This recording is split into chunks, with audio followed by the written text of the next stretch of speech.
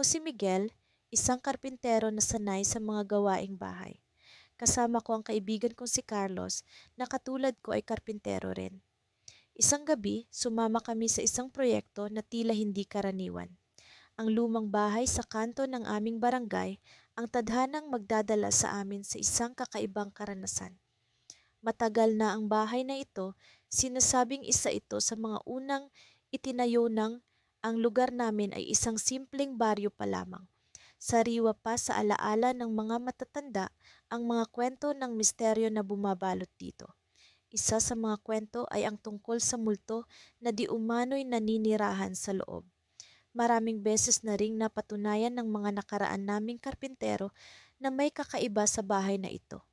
Sa simula, hindi kami nagpatinag sa mga sabi-sabi. Ang mahalaga sa amin ay ang bayad at ang pagtapos ng aming trabaho. Ngunit sa pagpasok pa lang namin sa loob ng bahay, naramdaman ko ang kakaibang lamig na tila bumabalot sa bawat sulok nito. Ang mga bintana ay natatakpan ng makapal na alikabok at ang sahig ay tila nag-iingay sa bawat hakbang. Habang abala kami sa pag-aayos ng sirang bahagi ng kisame, bigla akong nakaramdam ng malamig na hangin na dumaan sa aking likuran. Tumayo ang balahibo ko at nagkatinginan kami ni Carlos. Walang kaming nakita, ngunit batid namin na may presensya sa aming paligid. Carlos, naramdaman mo ba iyon? Tanong ko sa kanya. Oo, Miguel. Parang may dumaan, sagot niya habang pinipilit niyang iwaksi ang kaba. Nagpatuloy kami sa aming ginagawa, kahit pa may kung anong bumabagabag sa aming isipan, hanggang sa narinig namin ang mahinang pagkaluskos mula sa pinakasulok ng bahay. Hindi namin agad pinansin, ngunit nang ito'y hindi tumigil, napilitan kaming puntahan. Sa aming paglapit, nakita namin ang isang lumang aparador na tila may kung ano sa loob.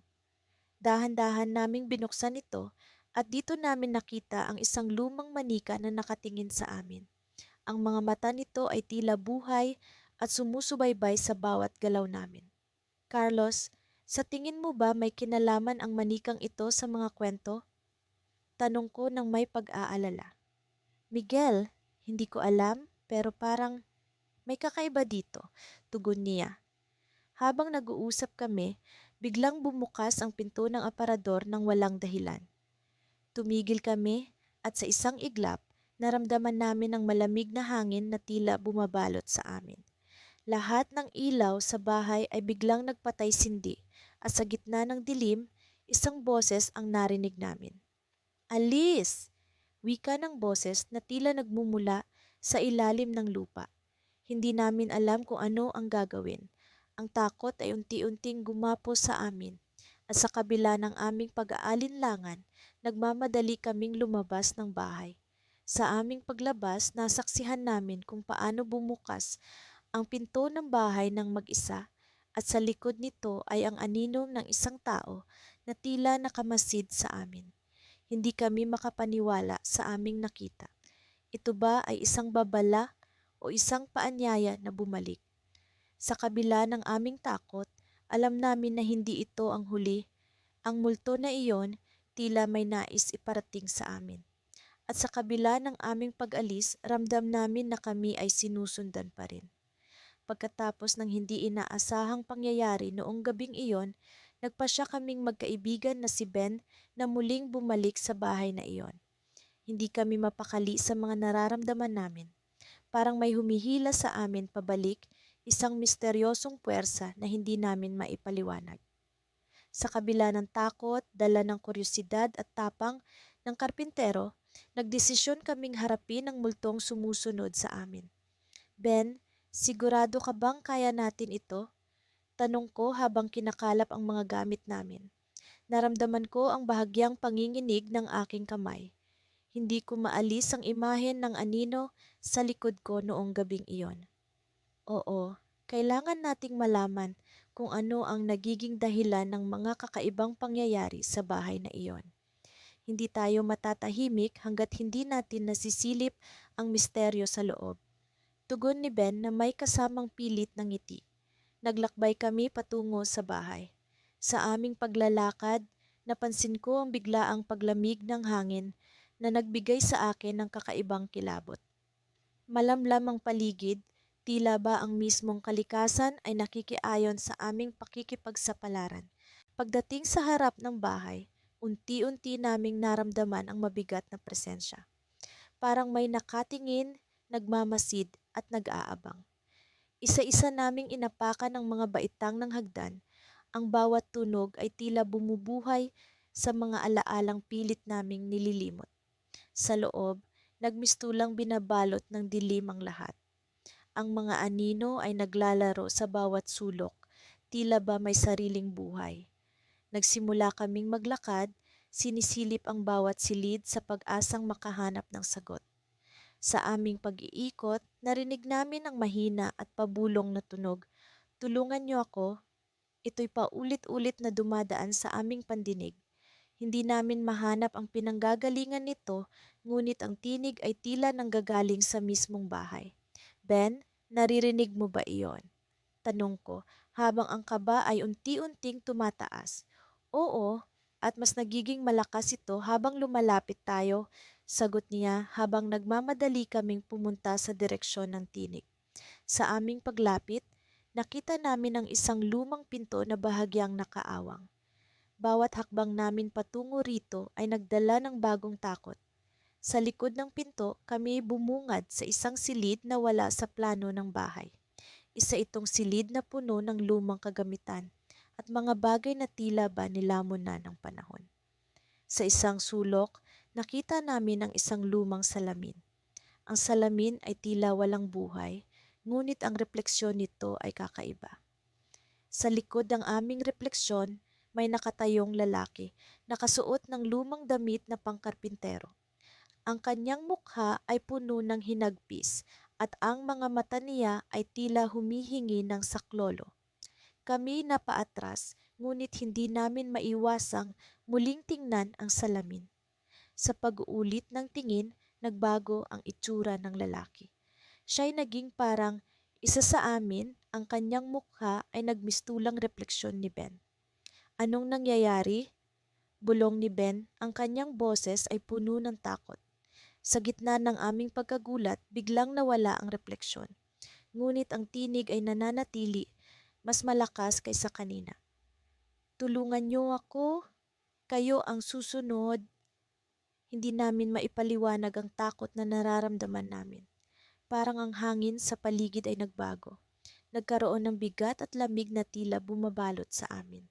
Sinubukan naming lumabas ng silid, ngunit ang pinto ay biglang nagkulong, hindi namin magawang buksan. Sa puntong iyon, naramdaman namin ang malamig na haplos sa aming mga balikat. Parang may pumipigil sa amin, hindi kami makagalaw. Ang tinig ay nagpatuloy. Kayo ang susunod sa sumpa ng bahay na ito. Tumingin ako kay Ben, ang kanyang mga mata ay puno ng takot at pagkalito. Alam kong kailangan naming makawala, ngunit parang ang bahay ay nagiging buhay. Nais kaming ipagpatuloy ang sumpa. Sa isang iglap, bumukas ang pinto ng walang babala. Nagmadali kaming lumabas, ang pagnanasa na makaalis ang nagpatakbo sa amin palabas ng bahay. Ngunit sa aming pagtakbo, naramdaman namin ang malamig na hangin sa aming likuran, sumusunod sa bawat hakbang. Paglabas namin ang bahay ay tila nagbago. Ang anyo nito ay hindi na katulad ng kanina. Parang lumalayo ito. Ang mga bintana at pintuan nito ay naglaho. Parang hindi ito naging bahagi ng lugar na iyon. Napatingin kami sa isa't isa, ang tanong sa aming isip ay pareho. Ano ang susunod na mangyayari? Ano ang sumpa na dinadala ng bahay na ito? Sa likod ng aming mga kaisipan, alam namin na ang multo ay hindi pa tapos sa amin. Ang sumpa ay nagsisimula pa lamang at ang aming mga hakbang ay patungo sa hindi inaasahang landas. Madilim na ang langit nang kami ay makarating sa bahay na sinasabi ni Lando na kanyang proyekto. Hindi ko maiwasan ang kabang bumabalot sa aking dibdib habang iniisip ko ang kwento ng multo na tila sumusunod sa amin. Ang bahay ay mistulang matagal nang iniwan, May mga halamat damo na halos sumakop na sa bakuran nito. Ang pintuan ay bahagya pang nakabukas, tila nag-aanyaya sa aming pagpasok. Sigurado ka bang dito tayo magtatrabaho, Lando? Tanong ko habang pinipilit ang sarili na hindi magpakita ng takot. Tumango siya, ang kanyang mga mata ay naglalagablab sa determinasyong hindi ko mawari kung anong pinagmulan. Lahat tayo ay may takot, Mario. Pero hindi natin pwedeng hayaang pigilan tayo nito, sagot niya, sabay hakbang papasok sa loob ng bahay. Walang ibang tunog kundi ang kaluskos ng aming mga paa sa sahig na kahoy na tila umaangal sa bawat hakbang. Pagkapasok namin, agad kong naramdaman ang bigat ng hangin. Parang may kakaibang presensya na bumabalot sa paligid, isang kilabot na hindi mo basta maipagwawalang bahala. Nagsimula kaming magtrabaho, naglinis ng mga kalat, nag-ayos ng mga sira, at nagpatibay ng mga dingding. Ngunit sa bawat galaw namin, parang may mga mata na nakamasid, mga matang hindi namin mahagilap. Habang si Lando ay abala sa pag-aayos ng bintana, napansin ko ang isang larawan sa dingding, isang lumang litrato ng pamilyang nakangiti. May kakaibang bagay sa kanilang mga mata, tila may mga lihim na pilit nilang ikinukubli. Muli kong naramdaman ang kilabot na parang may malamig na hangin na dumaan sa aking tabi. Lando, nakita mo na ba ito? Tanong ko habang tinuturo ang litrato. Lumapit siya at tumingin. Sila ang dating nakatira dito, sabi niya. Ang kanyang boses ay puno ng misteryo. May kwento na hindi raw sila umalis sa bahay na ito. Napatigil kami at nagkatinginan. Alam naming pareho kung ano ang ibig sabihin ni Lando, na ang multo ay nagmula sa pamilya sa litrato. Ngunit bakit kami ang piniling sundan? May koneksyon ba kami sa kanila na hindi namin alam? Habang kami ay nag-iisip, bigla naming narinig ang isang malakas na kalabog mula sa itaas. Napatingin kami pareho sa hagdanan na nag-uugnay sa ikalawang palapag. Walang gustong kumilos, tila ang hagdanan ay naging hadlang sa aming tapang. Narinig mo ba iyon? Bulong ni Lando, ngunit alam kong hindi niya kailangan ng sagot. Ibinaba niya ang kanyang mga gamit at nagsimulang umakyat. Sa bawat hakbang niya, ang sahig ay tila nagrereklamo. Ang ingay ay nag-eeko sa buong bahay. Sinundan ko siya, ang aking puso ay kumakabog sa kaba. Sa ikalawang palapag, ang mga pinto ay nakasarado, tila nagtatago ng mga lihim na hindi namin dapat alamin. Isa-isang binuksan ni Lando ang mga pinto at sa bawat pagbukas ay tila may malamig na hangin na lumalabas, bumabalot sa amin. Walang tao, walang multo, ngunit ang presensya ay nananatili. Hanggang sa umabot kami sa huling kwarto. Ang pinto ay bahagyang nakabukas, tila nag-aanyaya sa aming pagpasok. Si Lando ay sumilip muna bago tuluyang pumasok. Sumunod ako at ang nakita ko ay hindi ko inaasahan. Sa gitna ng kwarto ay isang malaking salamin at ang refleksyon namin ay tila kakaiba. Sa salamin, hindi kami magkaibigan na karpintero. Ang aming anyo ay nabalot ng kadiliman. Ang mga mata ay tila pagmamay-ari ng ibang nilalang. Lando ay napaatras at sa kanyang pag-atras ay nakita ko ang refleksyon ng isang figura sa likod namin. Isang figura na hindi namin kasama sa kwarto. Ang figura ay nakasuot ng damit na pangkarpintero tulad namin. Ngunit ang kanyang mukha ay walang buhay, ang mga mata ay tila mga butas na walang hanggan. Inangat nito ang kamay at itinuro kami, ang kanyang bibig ay bumuka, ngunit walang tunog na lumabas. Ngunit alam namin kung ano ang ibig sabihin ng kanyang kilos, na ang multo ay hindi lang sumusunod sa amin, ito ay bahagi na namin. Bigla akong nakaramdam ng matinding takot, isang takot na tila lumulunod sa akin. Gusto kong tumakbo palabas ng bahay, ngunit ang aking mga paa ay tila nakabaon sa sahig. Si Lando ay nakatingin sa akin, ang kanyang mga mata ay puno ng pag-aalala. Alam namin na wala ng atrasan. At sa isang iglap, ang figura sa salamin ay nawala at ang kwarto ay bumalik sa normal. Pero alam namin na hindi na kami magkapareho. Ang multo ay nasa loob namin. Sa bawat hakbang namin ay kasama namin ito. Nagkatinginan kami ni Lando at sa aming mga mata ay mayroong hindi maipaliwanag na koneksyon. Isang koneksyon na nagsasabing hindi pa ito ang katapusan. Ang aming kwento ay nagsisimula pa lang at ang mga lihim ng bahay ay hindi pa lubos na naihahayag. Pagkarating namin sa bahay na iyon, ang kapaligiran ay tila puno ng nakapangingilabot na katahimikan. Kahit ang hangin ay parang nagpipigil ng hininga nito na para bang may inaasam na mangyayari. Mula sa labas, ang lumang bahay na yari sa kahoy ay mistulang isang higanteng kalansay. Ang mga bintana nito ay walang buhay na mga mata na nakatitig sa amin. Si Ramon, ang matalik kong kaibigan at kapwa karpintero, ay tila wala sa sarili habang nakatingin sa bahay. Naramdaman ko ang panginginig ng kanyang kamay nang hawakan ko ito.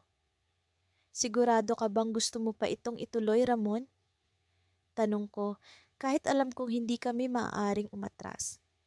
Ang multo na sumusubaybay sa amin ay tila patuloy na pinipilit kaming pumasok sa loob ng bahay na ito, na para bang may mahalagang lihim na nais ipahayag. Oo, kailangan nating malaman kung ano ang nais ng multo. Sagot ni Ramon, bagamat may bahid ng pag-aalinlangan sa kanyang tinig. Naglakad kami patungo sa pintuan. Ang mga hakbang namin ay parang mga kalampag sa sahig na kahoy na patuloy na nagbabadya ng panganib. Sa bawat hakbang, pakiramdam ko ay lumalalim ang koneksyon sa pagitan namin at ng multo. Ang panginginig sa aking gulugod ay tila hindi na mababawasan. Pagpasok namin sa bahay, ang loob ay puno ng alikabok at amoy ng lumang kahoy. Ang ilaw mula sa labas ay halos hindi makapasok, kaya't ang buong silid ay nalukuban ng madilim na anino. Naririnig namin ang mahinang pag-ugong ng hangin na pumapasok sa sirang bintana, na parang mga bulong ng mga kaluluwa na hindi matahimik. May nararamdaman ka bang kakaiba? Tanong ni Ramon habang unti-unting naglalakad sa paligid. Ang mga mata ay alerto sa anumang paggalaw. Ako ay tumango, ang pakiramdam ay mas mabigat kaysa dati, na para bang ang bahay mismo ay may sariling pulso.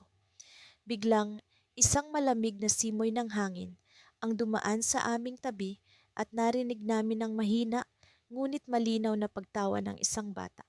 Napatingin kami sa aming paligid ngunit walang makitang sinuman. Ang pagtawa ay nagpatuloy, nagmumula sa itaas, sa ikalawang palapag ng bahay. Para bang inaakit kami pataas. Walang ibang tao dito, Ramon, bulong ko habang tinuturo ang hagdanan. Ngunit kailangan nating malaman kung ano ang naroon. Habang umaakyat kami sa hagdan, nararamdaman ko ang pagbigat ng aking mga paa na para bang ang bawat hakbang ay hinihigop ng nakaraan. Ang kisame ay mababa at ang mga lumang kahoy na hagdanan ay tila umuungol sa bawat hakbang namin. Pagdating namin sa ikalawang palapag, ang pagtawa ng bata ay tila naglaho, ngunit naroon pa rin ang presensya nito. Nakabitin sa hangin tulad ng isang malabong alaala. Sa dulo ng pasilyo may isang silid na bahagyang nakabukas. Hindi ko alam kung bakit, ngunit para bang ang silid na iyon ay umaakit sa amin. Hinihigop kami papasok. Dahan-dahan kaming lumapit, ang mga puso namin ay bumibilis ang tibok. Pagbukas namin ng pinto, ang silid ay puno ng laruan, mga manika, kotse, bola, lahat ay tila iniwan ng isang bata na nagmamadali. Ngunit ang pinakakakaiba sa lahat ay ang isang lumang kahon sa gitna ng silid. Ang kahon ay yari sa kahoy, may mga ukit ng mga simbolo na hindi ko maunawaan. Ramon, tingnan mo ito, sabi ko, habang tinuturo ang kahon. Nilapitan namin iyon at habang palapit, naramdaman ko ang malamig na hangin na bumalot sa amin, na para bang ang kahon mismo ay may buhay. Sa tingin mo ba ito ang dahilan kung bakit tayo sinusundan ng multo? Tanong ni Ramon habang maingat na inaabot ang takip ng kahon. Nagkatitigan kami, alam naming wala nang atrasan. Ito na ang matagal naming hinahanap. Ngunit bago pa man niya mabuksan ang kahon, isang malakas na hangin ang humampas sa amin at ang pinto ng silid ay biglang nagsara ng malakas na para bang may puwersang hindi nakikita. Napaatras kami at sa likod ng pinto, narinig namin ang mahina ngunit malinaw na boses ng isang bata, umiiyak at nagmamakaawa. Please, huwag ninyong kunin ang kahon. Ang tinig ay puno ng takot at pangungulila na para bang ang kahon ay may mahalagang bahagi ng buhay na hindi nito kayang mawala. Ramon, baka dapat nating iwan ang kahon, sabi ko habang nararamdaman ang bigat ng desisyon. Ngunit bago pa man kami makapagdesisyon, biglang bumukas ang bintana ng silid at isang malakas na hangin ang muling humampas, tila nagtataboy sa amin palayo. Sa gitna ng kaguluhan, naramdaman ko ang kakaibang presensya sa likod namin, isang malamig na hangin na tila pamilyar. Sa paglingon ko, nakita ko ang multo nakatayo sa pintuan. Ang mga mata nito ay puno ng kalungkutan. Ngunit sa kabila ng takot, ang presensya nito ay tila nag-uudyok sa amin na bumalik sa kahon.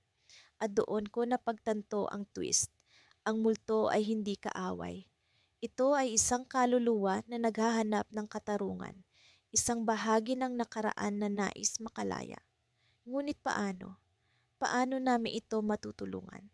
Ang tanong na iyon ay bumabalot sa aming isipan habang nakatayo kami sa silid na puno ng misteryo at ligalig.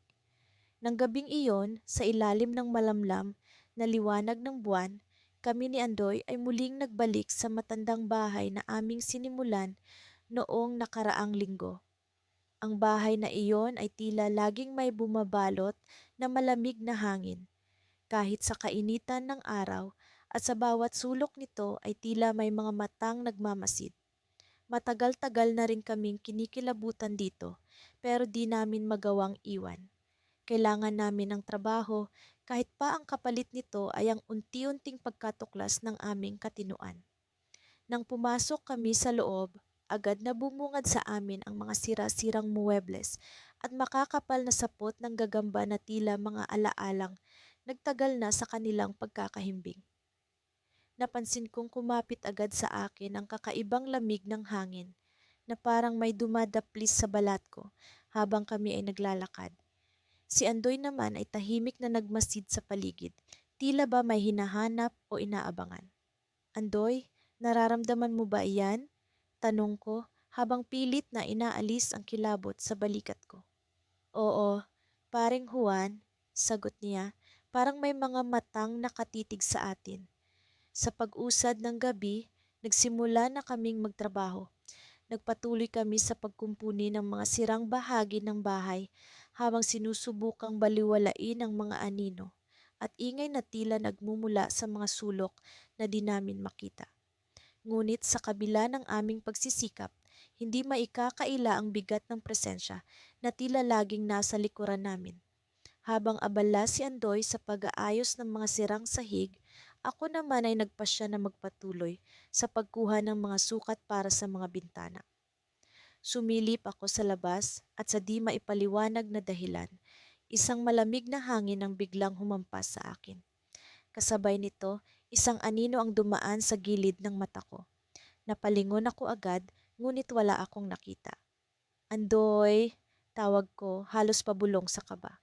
May nakita ka bang dumaan? Wala naman, Juan. Pero parang naririnig ko ang mga hakbang na hindi sa atin. Sagot niya habang patuloy sa ginagawa. Napatingin ako pabalik sa bintana. Sa labas ang mga puno ay dahan-dahang sumasayaw sa hangin. Ngunit sa loob ng bahay, ang bawat kaluskos ay tila alingawngaw ng mga yapak na wala namang dapat nagmumula.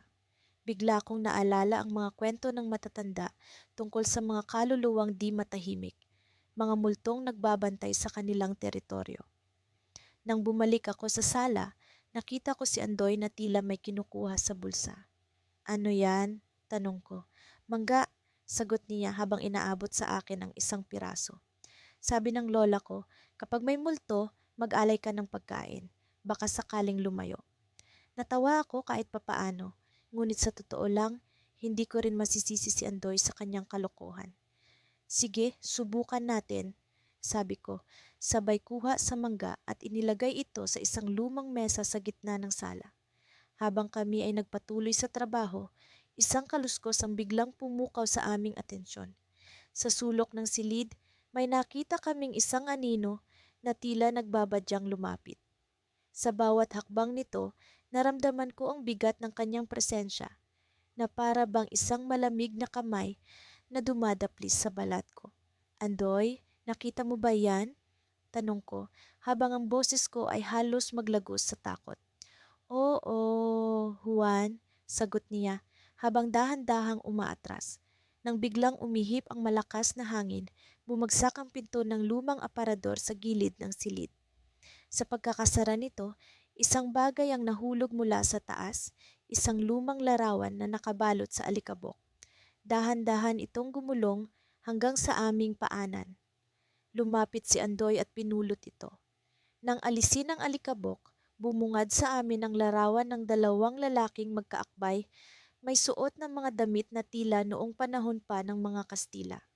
Ang isa sa kanila ay may hawak na martilyo, habang ang isa naman ay may dalang isang piraso ng kahoy. Ngunit ang higit na nagpatindig sa aming balahibo ay ang mga mukha ng mga lalaki sa larawan. Tila kami ni Andoy ang nakatingin pabalik mula sa nakaraan. Juan, ano ito? Tanong ni Andoy, bakas ang takot sa kanyang boses. Hindi ko alam, pero parang tayo yan, sagot ko, habang unti-unting bumabalot sa akin ang malamig na katotohanan. Sa sandaling iyon, ang bigat ng mga nakaraan ay tila bumagsak sa amin, na parang sinasabi ng bahay na ito na hindi pa tapos ang kwento. At habang kami ay nagtitig sa larawan, isang malamig na boses ang biglang umalingaw-ngaw mula sa dilim, pabulong ngunit malinaw. Bumalik kayo? Napatigil kami at nagkatinginan. Ang mga mata ni Andoy ay puno ng takot, ngunit sa likod ng mga ito ay may pangamba na tila maging siya ay hindi makapaniwala. Saan kami babalik at bakit parang kami ang mga kaluluwang hinahanap ng bahay na ito? Nang mapansin ko ang kakaibang kilos ni Ramon, nagpasya akong sundan siya sa kusina. Ang kanina'y malamlam na ilaw ay biglang kumisap-kisap, tila ba nakikipaglaro sa aming mga mata. Sa bawat hakbang ko, nararamdaman ko ang bigat ng paligid na para bang may mga aninong bumabalot sa akin. Ang hangin ay naging malamig at ang mga buhok sa aking batok ay nagsimulang tumayo. Ramon, ano ang nangyayari dito? Tanong ko habang nakatingin sa likod ng kaibigan kong tila nawawala sa sarili. Hindi siya sumagot. Sa halip, patuloy lang siyang nakatingin sa sahig, ang mga mata'y tila walang buhay. Lumapit ako sa kanya at sa paglapit ko, naramdaman kong may kung anong kakaiba sa paligid. Parang may presensiya na hindi nakikita, ngunit dama ko ang bigat nito. Biglang may narinig akong pagkaluskos mula sa sulok ng kusina. Agad kong inikot ang aking paningin at doon ko nakita ang isang anino na unti-unting lumilinaw. Isang figura ng lalaki, matangkad at payat, na tila lumulutang sa ere. Ang kanyang mga mata ay walang kinang, pero sa ilalim ng dilim ay parang may isang lihim na gustong ipahiwatig. Ikaw, anong kailangan mo sa amin? Tanong ko, pilit na nilalabanan ng takot na bumabalot sa aking dibdib. Ang bahay na ito, hindi kayo ang may-ari, sagot ng figura. Ang tinig ay malamig at malalim na parang nanggagaling sa ilalim ng lupa. Hindi ko alam kung paano ko haharapin ang sitwasyon. Ang multong ito na ngayon ay kaharap namin ay tila may intensyong hindi namin mawari. Nagpasya akong humakbang pabalik, ngunit napansin kong si Ramon ay hindi gumagalaw. Parang tinatakot siya ng presensya, na para bang hinawakan siya ng multo at hindi siya makakawala. Ramon, kailangan nating umalis dito. Sigaw ko, ngunit tila bingi na siya sa aking mga salita. Ang figura ay lumapit sa amin at sa bawat hakbang nito, Pakiramdam ko'y parang bumibigat ang hangin. Sa pagkakataong iyon, napansin ko ang isang bagay na hindi ko inaasahan. Ang figura ay may hawak na isang lumang martilyo, isang kasangkapan na tila pamilyar sa akin. Parang nakita ko na ito noon, ngunit hindi ko matukoy kung saan. Ang martilyo ay may tatak, isang simbolo na parang mula pa sa sinaunang panahon. Biglang nagliwanag ang kusina, ang ilaw ay halos nakakabulag. Sa kislap na iyon, nakita ko ang isang eksena na hindi ko makakalimutan. Ang figura ay biglang nagbago ng anyo at sa ilalim ng liwanag, nakita ko ang mukha ng isang lalaking nagngangalang Andres. Siya ang karpinterong narinig namin noon mula sa mga kwento ng matatanda. Ang lalaking namatay sa loob ng bahay na ito dahil sa isang trahedya. Ikaw? Ikaw si Andres? Bulong ko, halos hindi makapaniwala sa aking nakikita. Ngumiti si Andres, isang giting puno ng lungkot. O, ako nga. At ang martilyong ito ang naging dahilan ng aking pagkamatay. Sa kanyang mga salita, biglang bumalik sa akin ang mga kwento. Ang martilyo na hawak ni Andres ay ang ginamit sa pagtayo ng bahay na ito, ngunit dahil sa isang pagkakamali, ito rin ang naging sanhi ng kanyang pagkamatay.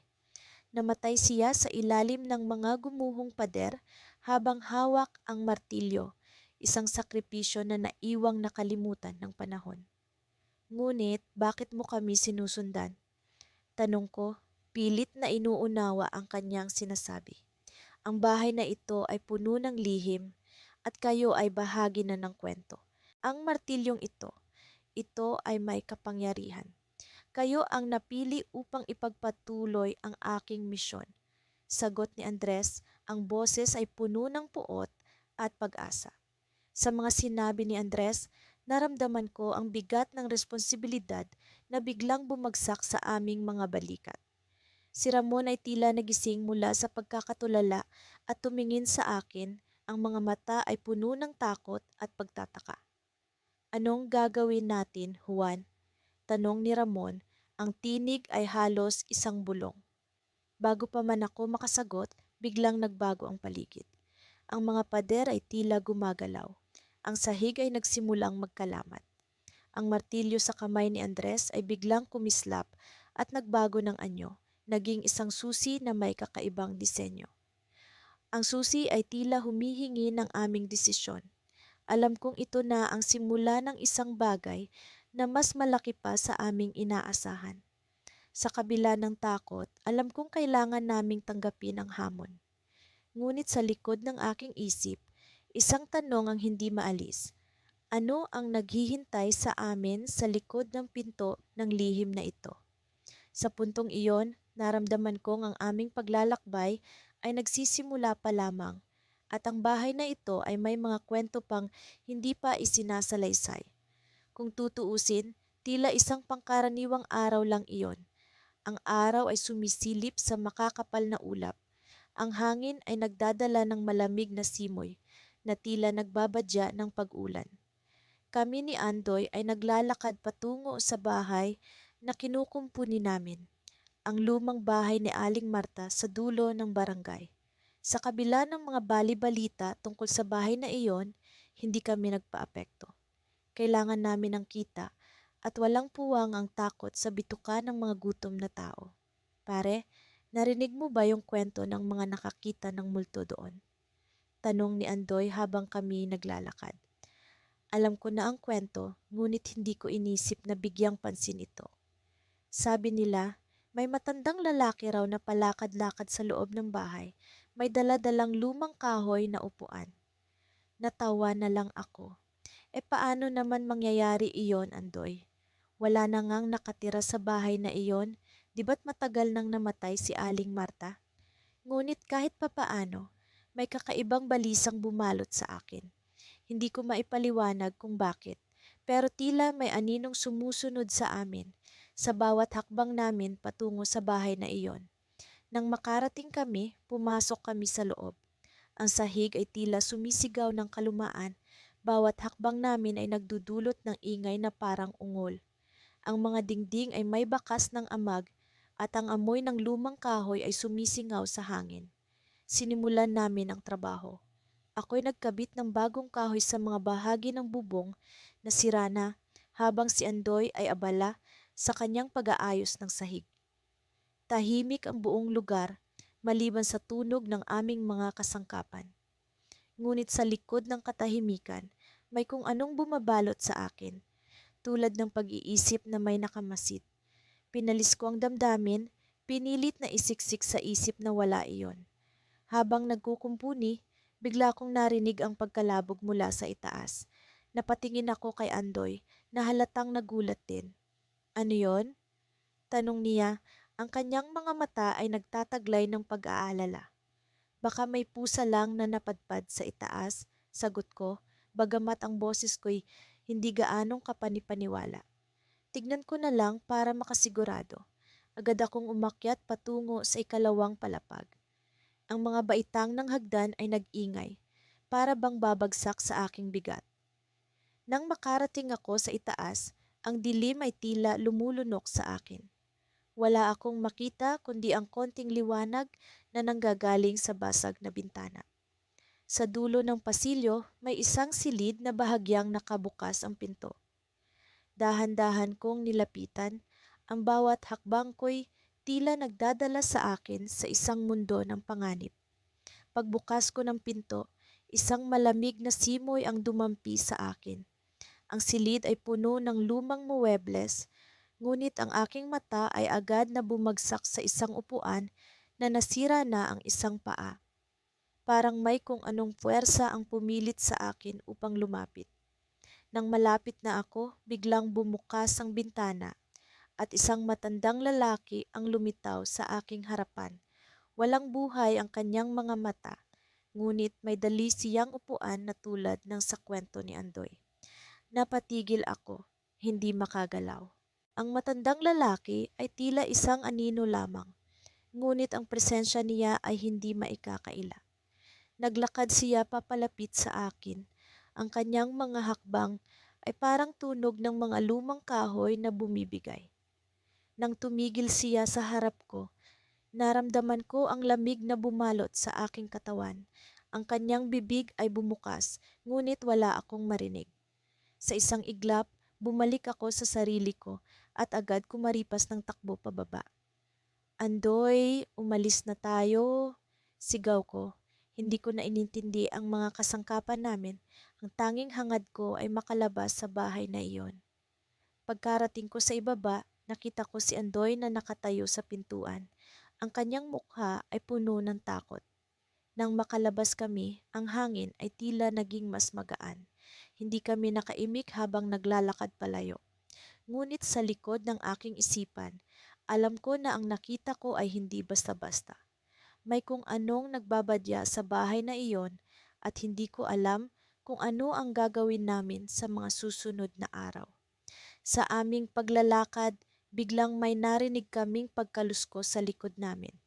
Pareho kaming napahinto, nagtanong ang aming mga mata kung ano iyon.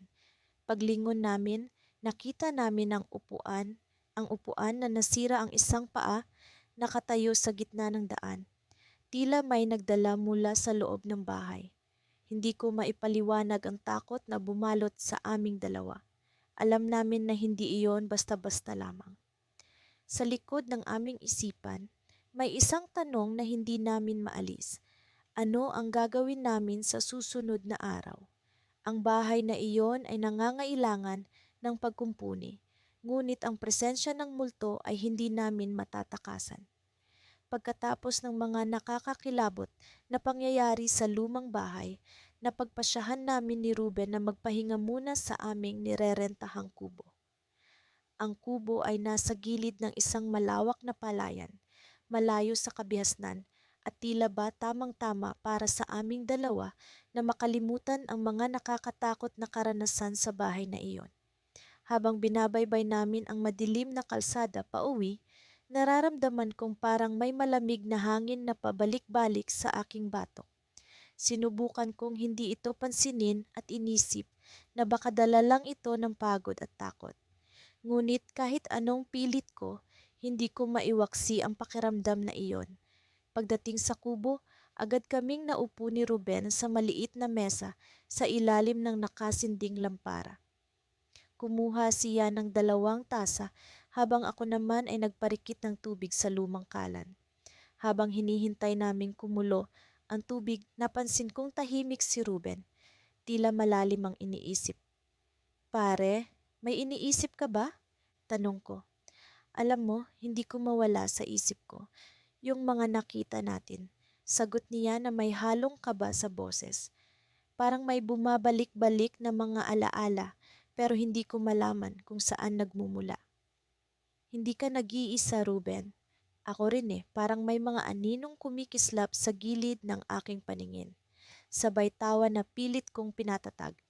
Nang kumulo na ang tubig, binuhos ko ito sa mga tasa at naglagay ng kape. Habang umuusok ang aming inumin, sinubukan naming kalimutan ang mga nakita sa pamamagitan ng pag-usap tungkol sa mga susunod naming proyekto sa bayan. Ngunit kahit anong gawin namin, bumabalik pa rin ang tema sa usapan ng bahay na iyon at ang mga multo na tila ba sumusunod sa amin. Mga ilang oras pa ang lumipas at napagpasyahan naming matulog na. Ngunit bago pa man kami makapasok sa aming kwarto, biglang may narinig kaming kaluskos mula sa labas. Napatigil kami at nagkatinginan, sabay tayong lumapit sa bintana upang silipin kung ano iyon. Wala kaming nakita maliban sa mga anino ng mga puno na sumasayaw sa ilalim ng liwanag ng buwan. Nagkibit-balikat kami at sinubukan na lang na hindi pansinin ang ingay. Pagkatapos pumasok kami sa aming kwarto at nahiga na sa magkahiwalay na papag. Pero bago pa man ako makatulog, naramdaman ko na naman ang malamig na hangin sa aking batok. Bumangon ako at sinilip si Ruben na mukhang natutulog na nang mahimbing. Pinilit kong matulog muli, ngunit hindi ko maalis sa isip ang pakiramdam na may nagmamasid sa amin. Hindi ko na malayan na nakatulog pala ako, ngunit bigla akong nagising nang marinig ko ang isang malakas na kalabog mula sa labas ng kubo. Agad akong bumangon at sinilip ang paligid. Si Ruben ay gising na rin at nakatitig sa akin, baka sa kanyang mukha ang pag-aalala. Dinig mo yon? Tanong niya. Nangangatog ang boses. Tumango ako. Oo, parang may bumagsak. Dahan-dahan kaming lumabas ng kwarto at bumaba sa hagdan papunta sa sala. Sa aming paglapit sa pinto, naramdaman ko ang panginginig ng aking mga kamay. Pinilit kong magpakalakas ng loob habang inabot ko ang seradura ng pinto. Pagbukas ko ng pinto, lumantad sa amin ang isang kahindik-hindik na tanawin. Nakatayo sa harap ng kubo ang isang anino, isang pamilyar na figura na tila ba nag-aanyaya sa amin na lumapit. Ngunit ang mas ikinagulat ko ay ang kanyang mukha. Ang mukhang iyon ay sa akin, ngunit may bakas ng matinding puot at galit. Ruben, ikaw ba ito? Tanong ng anino na may boses kong sarili. Hindi ako makapagsalita. Nanginig ang aking mga tuhod sa takot at hindi ko malaman kung paano ito haharapin. Si Ruben naman ay tila na estatwa sa kanyang kinatatayuan, hindi rin makapagsalita. Sabihin mo sa akin, sino ka? Tanong kong muli kahit alam kong ako ang tinatanong ko. Ngunit bago pa man makasagot ang anino, bigla itong naglaho kasabay ng isang malakas na bugso ng hangin. Napatumba kaming dalawa ni Ruben sa pagbagsak ng pinto at ang malamig na hangin ay tila sumanib sa aming mga katawan, nag-iiwan ng isang matinding panginginig. Habang nakahiga kami sa sahig, hindi ko maiwasang magtanong sa aking sarili. Paano kung ang multo ay hindi lang basta sumusunod sa amin? Paano kung isa itong babala? Sa mga sandaling iyon, napagtanto ko na ang multo ay hindi lamang isang nilalang na nananahan sa nakaraan. Ito ay isang bahagi ng aming mga sarili na naglalakbay, kasama namin. Nag-aanyaya sa amin na harapin ang isang bagay na matagal na naming iniiwasan. At doon ko napagtanto na ang tunay na takot ay hindi ang nakikitang multo, kundi ang mga aninong dala-dala namin sa aming mga puso at isipan. nagsimula ang araw na tila karaniwan lamang. Si Ben at ako ay abala sa pagkukumpuni ng lumang aparador sa silid ng aming kliyente. Ang amoy ng lumang kahoy at ang tunog ng aming mga martilyo ay nagbibigay ng kasiguraduhan na ito ay isa pang karaniwang araw ng pagkakarpintero. Ngunit sa kabila ng aming mga ginagawa, hindi maalis sa aking isipan ang mga kaganapan ng mga nakaraang araw. Ang pakiramdam ng malamig na hangin na dumadaan sa batok ko kahit nasarado ang lahat ng bintana ay hindi maipaliwanag. Minsan, parang may mga mata na nakamasid sa amin habang kami ay nagtatrabaho. Pare, nararamdaman mo ba yon? Bulong ni Ben habang nagkakabit siya ng bisagra sa aparador. Tumango ako, alam kong hindi niya tinutukoy ang simpleng pagod o hirap sa trabaho. Pareho kaming may pakiramdam na may kakaibang presensya sa paligid. Isang bagay na hindi basta-basta napapansin pero alam mong nariyan. Habang patuloy kami sa pag-aayos, bigla kong narinig ang mahina, ngunit klarong tunog ng isang batang umiiyak. Tumigil ako sa aking ginagawa at tumingin kay Ben, na halata ring narinig iyon. Wala namang bata rito, hindi ba? Tanong ko, pilit na nilalabanan ng pag-aalala. Oo, wala. Pero narinig ko rin yon, sagot niya, kita ang pag-aalinlangan sa kanyang mukha. Ang naririnig naming iyak ay tila nanggagaling sa loob ng aparador na aming inaayos. Kahit pa walang batang nakatago roon, hindi ko maiwasang mapaisip kung ano nga ba ang sanhi ng tunog na iyon. Nagpasya kami na buksan ang aparador upang tiyakin kung may nagtatago sa loob. Nagulat kami nang makita naming walang laman ito, maliban sa ilang lumang tela at sapatos. Subalit, nang tingnan ko ang sulok, parang may malamig na hangin na umagos mula roon kahit na walang daanan ang hangin sa aparador. Hala, pare, ano ito? Bulong ni Ben, ang kanyang mga matay nanlalaki sa takot. Paano kung, paano kung ito na ngayon? Sagot ko, tinutukoy ang multo na sinasabi ng mga matatanda na sumusunod sa amin. Matagal nang usap-usapan sa aming bayan ang kwento ng isang multo na naninirahan sa mga lumang bahay. Sinusundan nito ang mga taong may koneksyon sa mga lumang gamit, lalo na ang mga karpintero na nagkukumpuni ng mga ganitong bagay. Habang nag-uusap kami, muli naming narinig ang tunog ng pag-iyak. Ngunit ngayon, mas malakas ito at tila ba nagmumula sa likod ng isa sa mga dingding. Napagtanto naming may bahagi ng bahay na hindi pa namin nasusuri. Nagdesisyon kaming sundan ang tunog kahit na alam naming delikado ito. Dahan-dahan kaming naglakad, dinadala ang aming mga gamit at flashlight patungo sa direksyon ng tunog. Ang bawat hakbang ay tila bumibigat at ang malamig na hangin sa paligid ay lalong lumalakas. Hindi kami makapaniwala nang makita namin ang kakaibang pinto sa likod ng isang lumang bookshelf. Isa itong lihim na pasilyo na tila matagal nang hindi nagagamit. Ben, sigurado ka bang gusto mong ipagpatuloy ito? Tanong ko, ramdam ang kaba sa aking boses. Tumango siya kahit na halata ang pag-aalinlangan sa kanyang mga mata. Wala na tayong atrasan. Kailangan nating malaman kung ano ito. Pumasok kami sa pasilyo. Ang mga flashlight namin ay nagsisilbing tanglaw sa madilim na daanan. Ang tunog ng pag-iyak ay lalong lumalakas habang palapit kami ng palapit. Hanggang sa narating namin ang dulo ng pasilyo kung saan may lumang pinto na halos natatakpan ng alikabok. Nang buksan namin ito, tumambad sa amin ang isang silid na puno ng mga lumang gamit. Mga laruan ng bata, mga damit, at isang lumang kuna na tila hindi na nagagalaw sa mahabang panahon. Ngunit ang pinaka nakakagulat ay ang presensya ng isang maliit na batang babae na nakaupo sa sulok, umiiyak. Ben, ano ito? Tanong ko, hindi makapaniwala sa aking nakikita. Ngunit bago pa man siya makasagot, biglang tumahimik ang bata at tumingin sa amin ng diretso. Ang kanyang mga mata ay tila puno ng hinanakit at ang kanyang bibig ay unti-unting bumuka. Dapat kayong umalis, sabi niya Ang kanyang tinig ay malamig at nakakatakot. Sa sandaling iyon, naramdaman ko ang malamig na hangin na tila umikot sa buong katawan ko at ang ilaw ng flashlight namin ay biglang nag-flash ng ilang beses bago tuluyang namatay. Sa gitna ng dilim, narinig ko ang mga yapak ni Ben na papalapit sa akin at ang kanyang boses ay puno ng takot. Ano ang gagawin natin ngayon? Ngunit bago pa man ako makapag-isip ng sagot, narinig namin ang tunog ng malakas na pagbagsak sa labas ng silid. Tila may gumagalaw sa pasilyo, papalapit sa amin.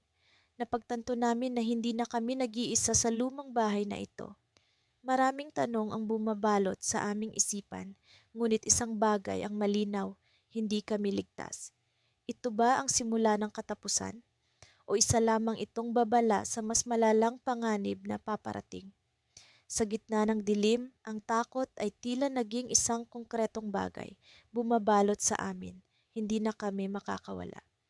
Hindi ko akalain na sa gabing iyon, ang aming tapang ay susubukin ng mga bagay na hindi nakikita ng mata. Kasama si Ramon, ang matalik kong kaibigan at kapwa karpintero, nagpasya kaming muling bumalik sa lumang bahay na matagal nang iniiwasan ng mga tao sa aming baryo. Ang sabi ng matatanda, may kung anong masamang espiritu ang naninirahan doon. Ngunit sa aming pag-aakala, ang mga kwentong iyon ay bahagi lamang ng mga lumang alamat na naglalayong takutin ang mga bata. Ngunit nang muling bumalik sa aming isipan ang mga kakaibang pangyayari mula sa nakaraang gabi, tila may kakaibang puwersa na humihila sa aming dalawa papasok sa bahay. Sa kabila ng takot, dama namin ang pangangailangan na harapin ang kung anumang nagpaparamdam sa amin. May bahagi sa akin na nag-aalinlangan, ngunit naroon si Ramon, palaging handang kumilos. Sa sandaling iyon, ang aming pagkakaibigan ang naging sandigan sa mga bagay na hindi namin maipaliwanag. Pagkapasok namin sa loob ng bahay, agad naming naramdaman ang malamig na hangin na tila nagmumula sa kawalan. Ang mga dingding ay may mga lumang larawan, ang kanilang mga mata ay tila sumusunod sa bawat galaw namin. Ang orasan sa dingding ay tila bumagalang tiktak at ang mga anino sa sulok ay tila gumagalaw ng sarili nilang kalooban. Ano yung nararamdaman mo, Ramon? Tanong ko habang pilit na pinapanatiling kalmado ang aking boses. Ngunit alam kong pareho kaming kinakabahan. May kakaiba talaga, Juan. Parang may mga mata na nakatingin sa atin. Sagot niya na may halong pag-aalala. Nagpatuloy kami sa paglakad, tila hinihila ng isang hindi nakikitang kamay. Ang sahig ay lumalangit-ngit sa bawat hakbang namin. Ang tunog ay umaalingaw-ngaw sa buong bahay. Nang makalapit kami sa lumang piano sa gitna ng sala, biglang nagkaroon ng tunog ang mga teklado nito. Isang malamyos na musika na hindi namin alam kung saan nagmumula. Napatingin kami sa isa't isa, ang mga mata namin ay puno ng takot at pagtataka. Ano yung nangyari? Sino ang tumutugtog? Tanong ni Ramon, hindi makapaniwala sa nakikita at naririnig. Parang may bumabati sa atin. Sagot ko, ang boses ko ay nanginginig. Ngunit hindi natin alam kung sino. Sa mga sandaling iyon, biglang bumukas ang pinto ng silid sa itaas. Ang tunog ng pag-iyak ng isang bata ay nagmula roon. Isang tunog na puno ng pangungulila at sakit. Nag-aalangan kaming umakyat, ngunit tila may puwersang nagtutulak sa amin na tuklasin ang pinagmula ng tunog. Sa pag-akyat namin sa hagdanan, naramdaman namin ang bigat ng bawat hakbang. Ang lumang kahoy na hagdan ay tila sumisigaw sa bawat pag-apak namin. Ngunit ang tunog ng pag-iyak ay hindi tumitigil. Nang marating namin ang ikalawang palapag, ang silid kung saan nagmumula, ang tunog ay bahagyang nakabukas. May liwanag na nagmumula sa loob, ngunit hindi namin mawari kung ano ang pinagmulan. Sa pagpasok namin, nakita namin ang isang lumang duyan sa gitna ng silid. Walang bata, ngunit patuloy ang tunog ng pag-iyak. Nagsimula akong magtanong sa aking sarili kung ano ang nangyayari. Ano ang misteryong bumabalot sa bahay na ito? Sino o ano ang nagmamasid sa amin? Biglang tumigil ang pag-iyak at sa halip ay narinig namin ang malumanay na boses ng isang babae. Ang kanyang boses ay puno ng kalungkutan, tila nagsasalaysay ng isang trahedya. Mag-ingat kayo, mga binata, sabi ng boses. Marami na ang nawala sa lugar na ito. Huwag ninyong hayaang mangyari sa inyo ang nangyari sa kanila. Nagulantang kami ni Ramon at sa sandaling iyon, napagtanto namin na hindi lamang kami ang naroon. May presensyang nagmamasid, nagbabantay. Tila may mga mata na nakatingin sa amin mula sa dilim, mga mata na puno ng galit at pangungulila. Saka biglang bumukas ang mga bintana at ang malamig na hangin ay pumasok, halos itulak kami palabas. Sa takot, nagmadali kaming bumaba, ang mga hakbang namin ay puno ng pagkabalisa. Ngunit sa aming paglabas, naramdaman ko ang mahigpit na hawak ni Ramon sa aking braso. Juan, hindi ko alam kung ano ito, pero hindi tayo dapat bumalik. Sabi niya, ang boses niya ay puno ng pag-aalala. Ngunit bago pa kami makalayo, narinig namin ang boses ng batang umiiyak, mas malakas, mas malungkot. Sa gitna ng aming pagkalito, isang bagay ang nagbago sa paligid. Ang bahay na dati ay tila puno ng kalungkutan, ay ngayon ay tila may buhay na bumabalot. At sa sandaling iyon, naisip ko, baka ito na ang huli naming pagpasok. Ngunit ang tanong ay hindi kung paano kami makakalabas, kundi kung ano ang nag-aabang sa amin kung sakaling bumalik kami. Ang kwento ay hindi pa tapos at ang multo na sumusunod sa amin ay tila nagtatago ng lihim na hindi namin kayang ipaliwanag. Sa gitna ng kadiliman, ang aming paglalakbay ay nagsisimula pa lamang. Hindi ko pa rin maalis sa isip ko ang mga nangyari noong nakaraang gabi. Mula nang makita namin ni Lando ang multo sa may bakuran, tila ba hindi na kami iniwan ng kababalaghan. Ngayon, habang naglalakad kami papasok sa lumang bahay na kinontrata sa amin upang ayusin, ramdam ko ang bigat ng hangin na tila ba nagbabadya ng hindi magandang mangyayari. Pare, sigurado ka bang kaya natin to? Tanong ni Lando habang binubuksan ang lumang pintuan na yari sa kahoy. Ang tunog ng kalawang na bisagra ay parang bulong ng mga kaluluwa na nagmumula sa kadiliman. Oh, pare, isang linggo na lang at matatapos na natin to. Hindi naman siguro tayo pababayaan ng mga multo na yan. Sagot ko, pilit na pinapanatag ang sarili ko. Ngunit sa loob-loob ko, alam kong hindi pa tapos ang kaba na bumabalot sa amin mula nang magsimula kaming magtrabaho rito. Pagpasok namin, agad kong naramdaman ang kakaibang lamig na bumalot sa akin. Ang bawat hakbang na ginagawa ko sa sahig na gawa sa kahoy ay parang may kasamang mga anino na nakamasid. Tumingin ako kay Lando at kitang-kita ko rin sa kanya ang pag-aalinlangan. Ayusin na natin tong kusina para matapos na, sabi ko, pilit na pinapawi ang mga alalahanin. Habang nagkakabit kami ng bagong kabinet, biglang kumalabog ang pinto sa likuran namin. Pareho kaming napalingon pero walang tao. Bumalik kami sa trabaho, ngunit hindi na maalis ang pakiramdam na may mga mata na nakamasid sa bawat galaw namin. Maya-maya, narinig namin ang mahihinang pag-iyak. Ano yon? Tanong ni Lando. Kitang-kita ang takot sa kanyang mga mata. Hindi ko alam, pare. Parang galing sa itaas. Dahan-dahan kaming umakyat sa hagdanan. Ang mga hakbang namin ay tila sinasabayan ng paghinga ng isang nilalang na hindi namin nakikita. Pagdating namin sa itaas, bumungad sa amin ang isang lumang kwarto na may sirang bintana. Dito nagmumula ang pag-iyak. Parang sa banyo, pare, bulong ni Lando. Humakbang kami papunta sa banyo, ang pinto nito ay bahagyang nakabukas. Pagbukas namin ng tuluyan, wala kaming nakita kundi ang basag na salamin at mga lumang kasangkapan. Ngunit ang pag-iyak ay patuloy pa rin. Saan nanggagaling yan? Tanong ni Lando habang iniikot ang tingin sa paligid. Bigla, isang malamig na hangin ang dumaan sa amin at napansin naming may mga sulat sa alikabok sa salamin. Tulungan niyo ako. Napatingin kami sa isa't isa, hindi makapaniwala sa aming nasaksihan. Pare, ano to? Sino ang kailangan ng tulong? Tanong ko habang ang dugo ko ay parang nagyayelo. Bago pa namin maiproseso ang lahat, biglang bumukas ang bintana sa kwarto at ang hangin ay nagdala ng mga lumang papel na may sulat kamay. Pinulot ko ang isa at nakita ang pangalan ng isang bata, Isabel. Sa ilalim nito may nakasulat, "Hindi ako makaalis."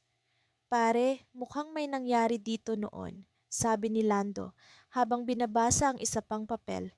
Pero paano natin malalaman kung ano talaga ang nangyari? Habang sinusubukan naming alamin ang kwento ni Isabel, naramdaman kong may malamig na kamay na humawak sa balikat ko. Napalingon ako, ngunit walang tao. Pare, naramdaman mo yon? Tanong ko kay Lando na tila ba naniniga sa takot.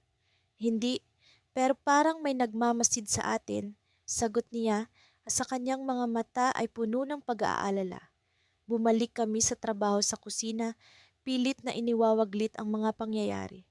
Ngunit hindi ko maalis sa isip ko ang boses ni Isabel, ang kanyang pag-iyak. Sino siya? Ano ang nangyari sa kanya? Bakit siya nandito? Nang papalapit na ang gabi, nagpasya kami ni Lando na iwan muna ang bahay.